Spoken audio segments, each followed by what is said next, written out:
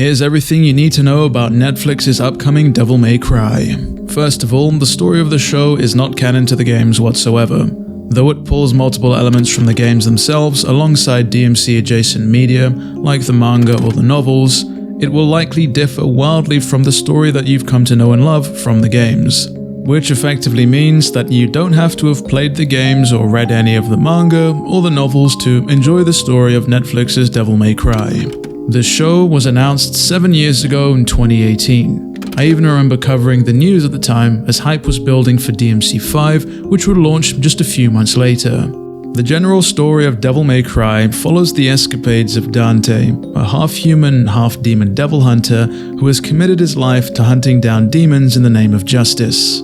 His father is the legendary Dark Knight Sparda, a full-blooded demon who rose up against his own demon brethren, sealing them away forever, or so we think. As a result of demons seeking revenge, Dante and his twin brother Vergil, at a young age, suffered a traumatic incident which left their family torn apart forever. In this instance, Dante is a young brash devil hunter, so early into his hunting journey that he doesn't even have his custom twin pistols, Ebony and Ivory. Our other key character, Lady, also is a devil hunter, except this time she's seemingly working alongside another group of them, implying that the existence or knowledge of demons in this world is much more widespread. The first time that we see Lady in the video games, she's effectively riding completely solo, facing down both Dante and Vergil, and a plethora of demons at that, entirely solo, effectively on a mission to avenge her family. The first son of Sparda that she runs into is Dante, and she's entirely standoffish, largely thanks to Dante's demonic heritage. You can see this aspect creep into the show a little bit, as in some of the trailers, we already see them facing off against one another.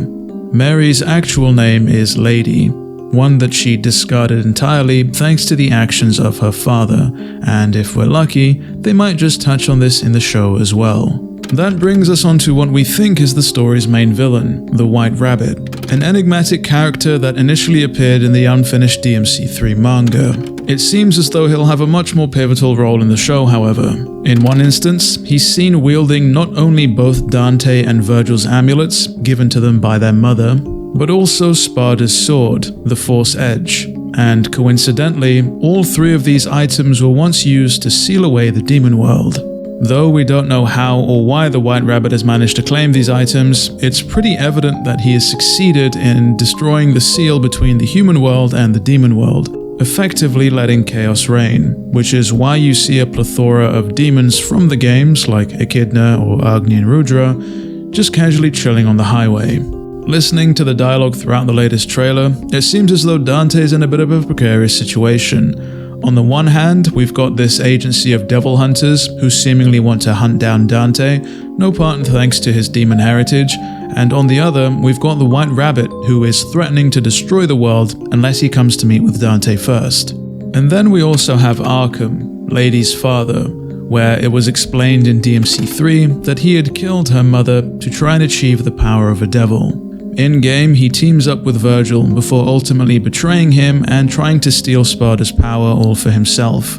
Ultimately, this backfires as both of the brothers team up to take him down before they have their final showdown.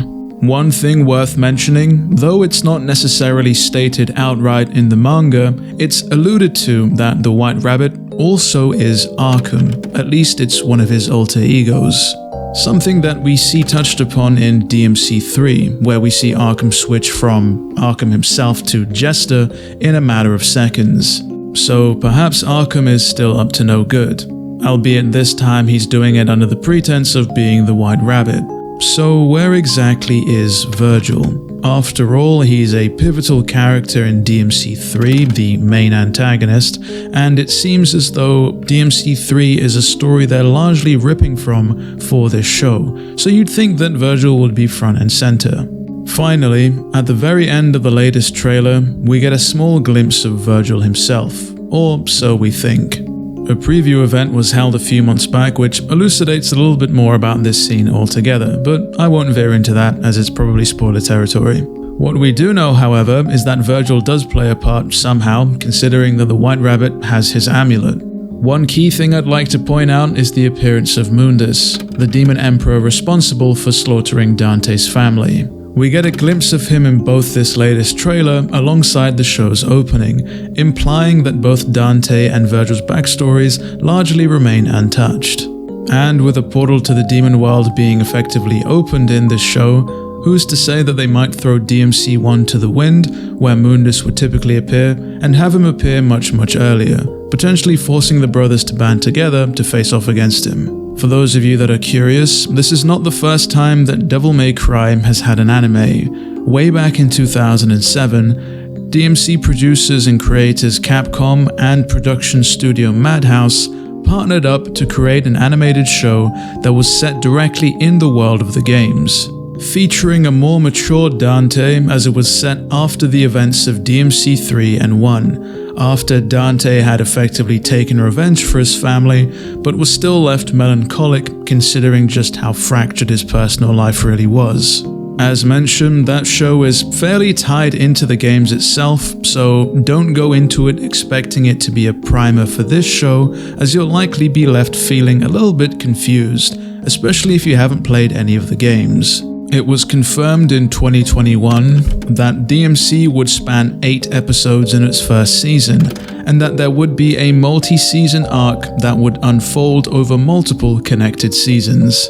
Though that update was a couple of years ago, and things might have changed since then, I'd like to believe that a season 2 or 3 might largely depend on the success of this very first season.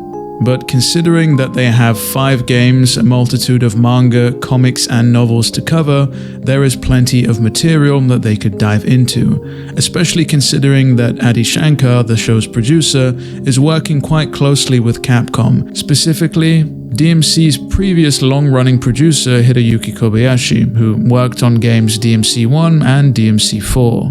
And speaking of the Devil May Cry series' future, here's hoping that this show is successful and Capcom sees that there is still interest in the IP and greenlights some sort of sequel or remake if they haven't already. If you are interested in priming yourself for the show ahead of its debut on April 3rd, then I suggest you pick up the Devil May Cry HD collection and play through DMC 3 and maybe also DMC 1. Playing through both of those, or just DMC 3 if you had to pick one, will definitely heighten the experience for you overall. And with that, we've covered everything we know about Netflix's Devil May Cry so far. If you enjoyed today's video or found it helpful, do leave a like and consider subscribing as we reach the 70k milestone to stay up to date with anything and everything Devil May Cry. With all that said and done, it has been me, DevilNeverCry. I'd like to thank all of you for watching, and as always, I'll see you all next video.